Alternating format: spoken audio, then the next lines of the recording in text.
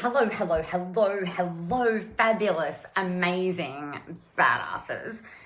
So, I wanted to chat with you today a little bit about this whole thing about ego, right? So, ego is part of us that tends to get a bit of a bad rap. You know, it's that kind of thing where people are like, oh, you're being so egotistical, or you shouldn't toot your own trumpet, hey Jeremy, or maybe you should tone it down, or like you're actually really not that good, or whatever the heck else it is that everybody says. Now there is a big problem, hey Catherine, big problem particularly in this country where tall poppy syndrome is rife. Now, I know I'm not the only one to experience this. I'm sure you have as well. And this often shows up as people saying things like, oh, yeah, that's amazing, but, I could never do that. I just couldn't do that. Or I don't know how you do it. Like, I couldn't bear to leave my children. Or, money's not everything. Or money doesn't buy you happiness. Or, I'm just not prepared to do that. You were willing to do this, that, and the other, right? And I think the thing, Catherine, I'll bang my drum. Yes, you go, girl. The thing that we've really got to remember is if you're sitting there thinking like, oh my gosh, I couldn't possibly say that, or I couldn't possibly say that I'm the best at this, or that I'm amazing at this, then we've got some rethinking and rewiring to do. I remember chatting to a mentor of mine back in 2015, and he actually asked a room filled with amazing business owners, and I was in there, so naturally amazing. But one of the questions was like, what are you the best in the world at? Like, what are you the best in the world at? And it flummoxed me. A great word, flummox. It flummoxed me. And the thing that I sort of like internalized was, well, I don't actually think I'm the best in the world at anything. Like this was what I chose to believe in 2015. I'm like, I'm pretty fucking amazing at teaching. I'm really great at mentoring. I'm really great at helping people take a step forward. I'm really great at Facebook ads and training and teaching that, which is kind of like my core business. How to build funnels and things like that. Back in 2013, 2014, how to use online marketing to leverage your business and yada, yada, yada. And it really kind of got me in this state of, well, I don't actually, yes, I'm great at what it is that I do, but I don't really see myself as being best in the world at this. And what it's taken, a few years of realizing and lots of further, introspection and all of this is that that's actually a really fucked question to ask someone. Because like immediately it's like, well, yeah, I'm good, but there's this person who's doing better, or there's this person that's doing this, or there's this person that's doing that in this way. So how about we not even ever entertain a question such as that? And instead, the thing that I would like to really put to you guys, that I really want you to all ponder, is what are you the best at? Right? What are you the best at? Not in comparison to anyone else, not the best in the world at, not the best in your region at, not the best in your industry at, but like what's the best thing that you do? Right? What are you the best at in your world? And what that does, that like it's only like it's a slight nuance, it's a slight tweak, right, in the questioning and the way that we think. But instead, what this does is like, well, actually, you know what? I'm freaking the best at being me. I am the best at absolutely being able to embrace this energy that is almost like a life force that I can then use to go and spread that around into the world. Like, so what are you really great at doing? What are you really amazing at doing? What are you the best at doing for you? Like, what is the thing that you find really easy?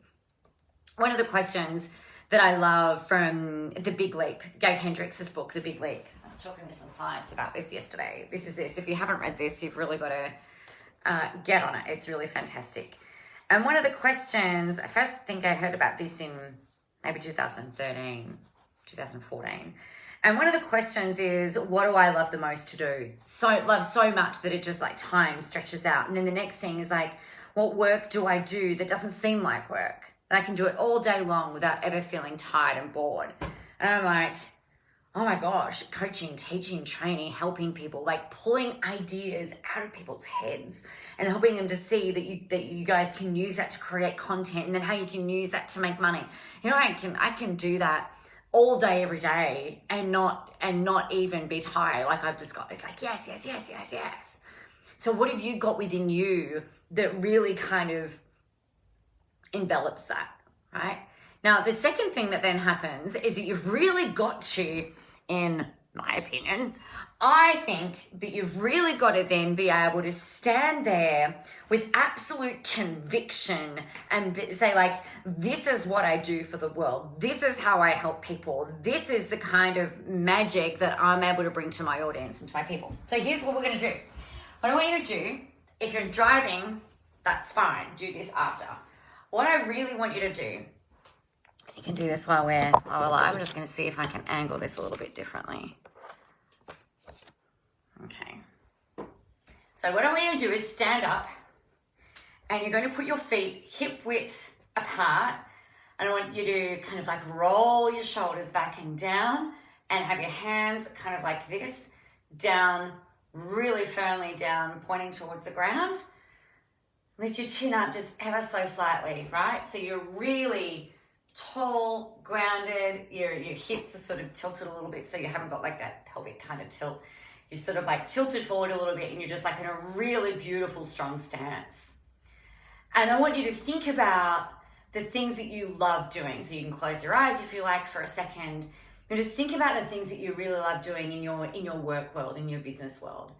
I want you to think about your audience. I want you to think about the people that you have the privilege, the honor to be able to work with, the people that you're able to bring into your world, or that are coming into your world. If you haven't got clients yet, then I want you to imagine these people who are coming in, who are really amazing and inspiring and ever so fucking grateful that they've got you in their worlds to be able to help them. So we're here, right? Nice and grounded, feet hip width apart, nice and strong, shoulders back and down. And I want you to think about, what am I absolutely certain about? Are you certain that you can take anyone who is presented to you, that you can help them, that you can show them a step forward? Do you always have an answer that's a resourceful answer? Are you someone who is always able to see the path forward? Are you someone who always sees the potential in someone else? Are you someone who is able to see kind of like this ridiculously complex thing that might be presented, and then you're able to distill that and just make it so simple so that anybody can understand it? What is that thing that you just seem to be able to do that you're able to then communicate with certainty? For me, the thing that I know is that I can talk to absolutely anyone, like anyone. And I know that I can help them come up with ideas for creating content online, for sharing, helping, inspiring, training, helping other people in the world, and then be able to help them with a way to monetize that. Like, hands down, anyone, throw anyone at me and I know that I can do that. Absolute certainty, with absolute volition. Like, I can feel it and I know it in every bone, in every cell of my body. Like, I know that that is something that I can do. So what is that for you? If you say like, hey, my name is Nicola, but you'll say your name obviously, hey, my name is blah, and this is what I can do for anyone who is presented to me. Are you a problem solver? Are you someone who makes the complex simple? Are you someone who can see the path forward? Are you someone who is just so fucking creative and brilliant that somebody who talks to you, you can see the imagery of what it is that they need to do with their branding or their design work?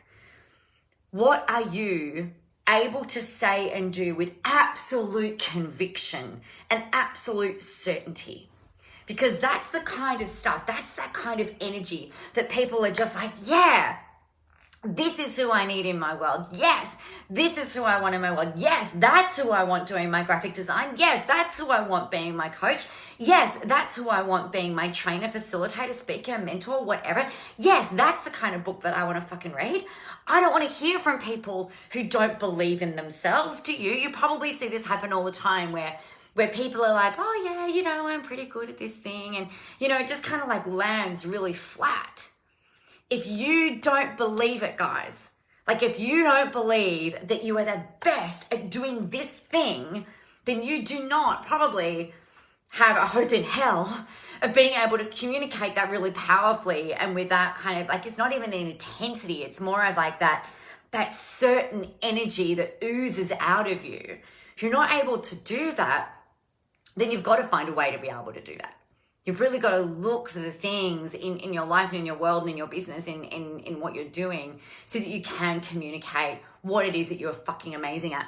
For most of you, that is the exact thing that is missing from you being able to go to $20,000 a month, $50,000 a month, $1 million a year, reaching more people, filling out events, whatever the case might be. It's that you've got to have that level of certainty and passion and volition and vibrancy with what it is that you're doing. Now, this doesn't matter whether you are an author. It doesn't matter whether you're a data analyst. It doesn't matter what kind of personality you have. Even if you're someone who really is a bit more introverted, it's not about you then stepping into an extrovertedness. It's about you saying, you know what? I am fucking brilliant at crunching numbers.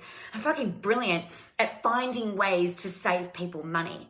You know, I am like the forensic detective that can go through and find the way to help people move forward, no matter what I do, no matter who gets put in front of me. I can always find a way to help them. Jess, I had a big journal the other day about how I want things to look moving forward, because I've realized I've been doing things I'm good at, but not the things that I love doing. Yep. Totally. I agree with you. It's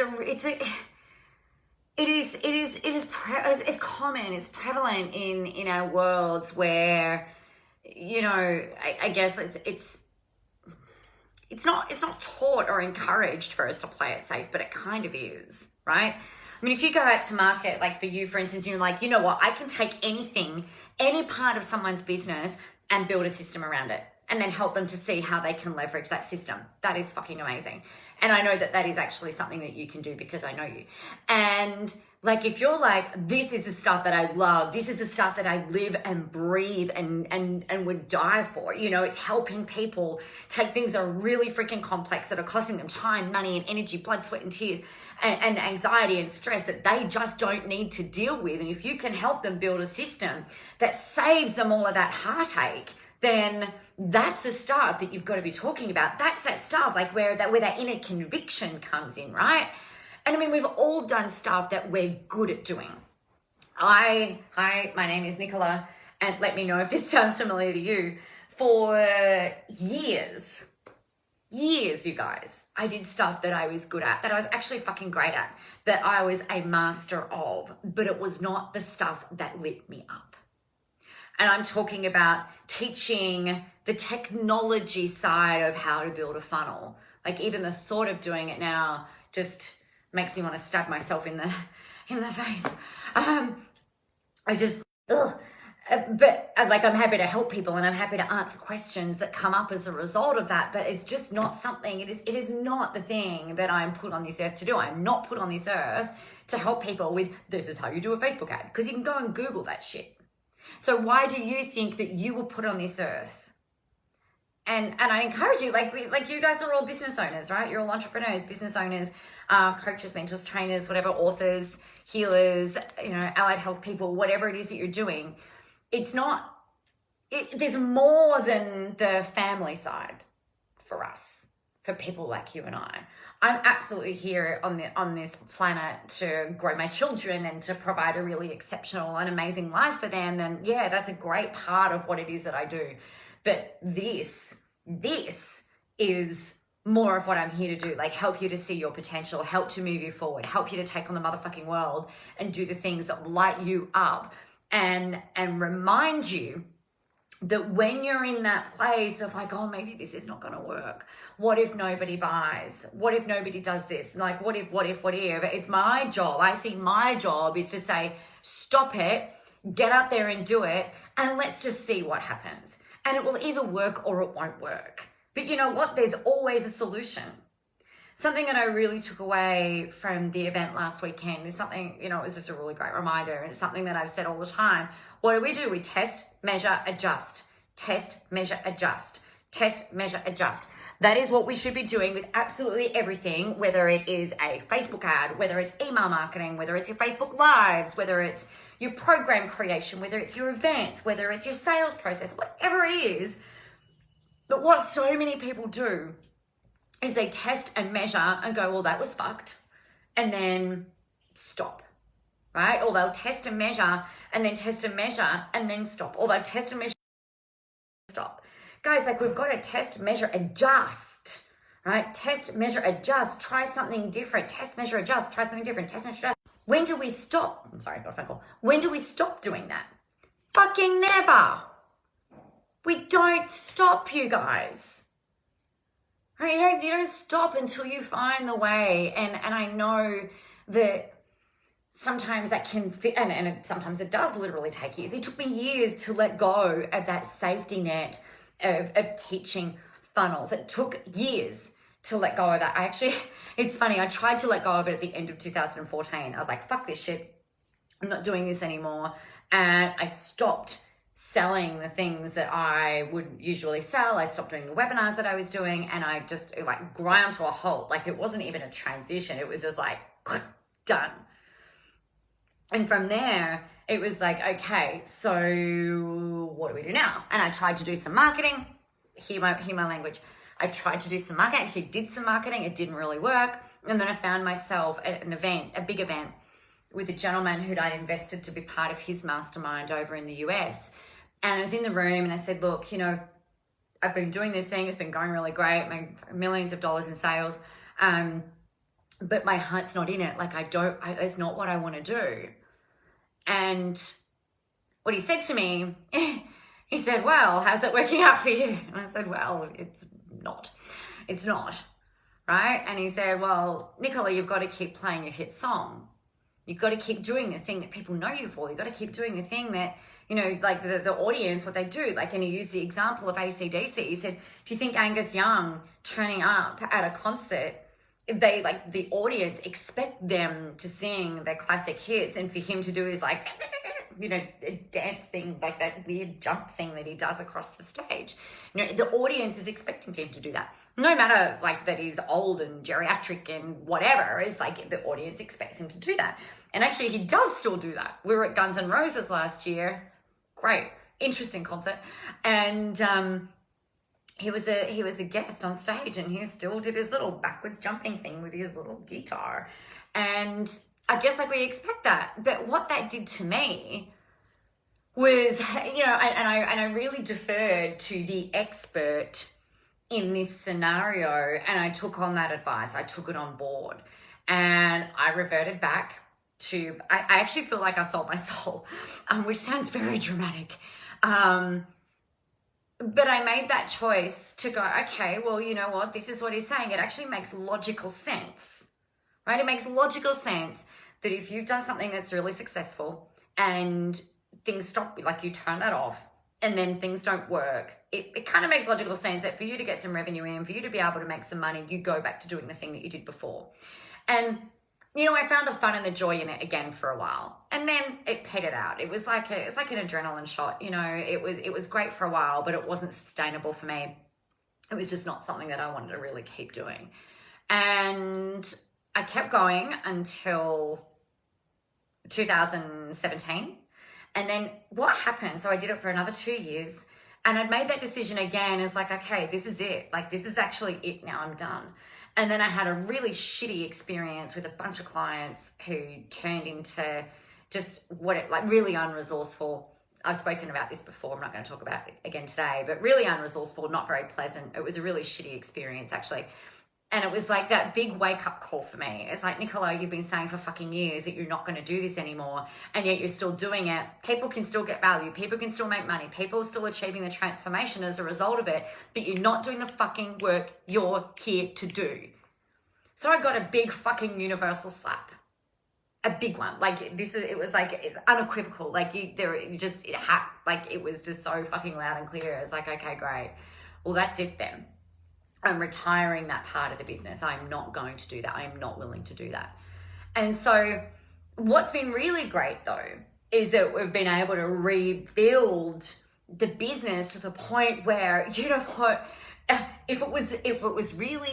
it came down to it, and I've asked myself this question multiple times over the last couple of years, because it's been a couple of years of kind of like working this stuff out, right?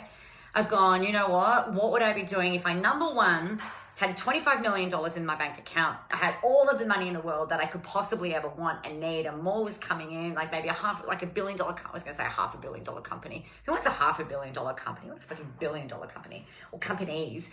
You know, you've got a freaking empire. You do not need the money. In that position where you do not need the money, you do not have to go out and make one more red cent. You've got money coming in from all the places, like everything is just flowing and flowing and flowing and flowing and flowing and flowing and flowing in. You've got all the money coming in, then what are you doing? Are you still doing this work that you're doing right now? Like if you didn't get paid one more red cent for you to do the work that you're doing right now, would you still be doing it? And that is, I think, one of the most powerful questions if you're really, really honest with yourself. What is it that you're actually doing? And to me, the questions that I've asked in the last couple of years, because I've been really fucking scared that I wasn't going to be able to rebuild my business. I've been really fucking scared that I was not going to get back to $1 million a year, to be perfectly honest. I was really worried that I would not have any more one-on-one clients. I was really worried that nobody would buy my programs. I was really worried, like to the point of being so fucking stressed out and anxious about it. And I mean, when you're in that place, no one buys anyway, right? It's like this really insidious fucking cycle. We've got to get to that point where it's like, okay, well, I got to the point where it's like, okay, well, what else am I going to do? You know, I could go back to banking and I'd probably have a shit ton of fun doing it, except that I've got no freedom and flexibility, right? Because you're working within an institution. It's like, all right, I'll go and renovate houses because that's something that we've renovated our past house. We're starting to work on this one. Like that is something that I really love doing. I really love that creativity. And it's like, okay, well, if I'm doing that, you know, would I just not talk to the people on the internet anymore?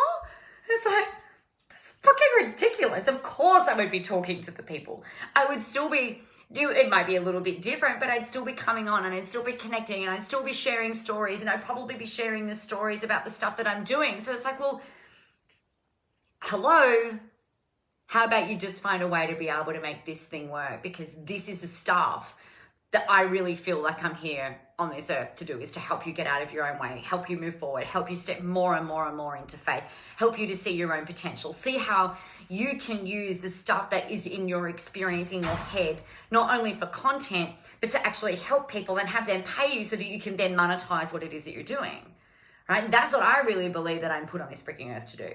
And yep, there might be different ways that I do that. And so what that helped me to do was to go, all right, fuck the money.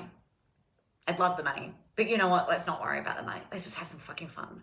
Let's just get out there, talk to the people. Let's go out there and share some stuff. Go and create things that are fun, that you want to deliver, that you want to create, that you want to be a part of, the stuff that you're passionate about, the stuff that you can say with absolute conviction, you know, this is amazing. This is going to move you forward. You know, freaking let's go. That's the place that you, each of you, every single one of you needs to be in on a daily basis, right? Because your audience can feel that, your audience can see that, and that's the stuff that they're going to buy. That's the stuff that is going to help them move forward. And you know what? It might start small. You might start off by just inspiring one person. And you know what? The fucking ripple effect, you guys, of that is phenomenal. It's absolutely phenomenal. Right? And then that one person gets to go out and help more people. And then those people get to go out and help more people. And those people get to go out and help more people, whether it's in their families, in their worlds, in their work environments, in their life, in their social circles, at the gym, like however it is.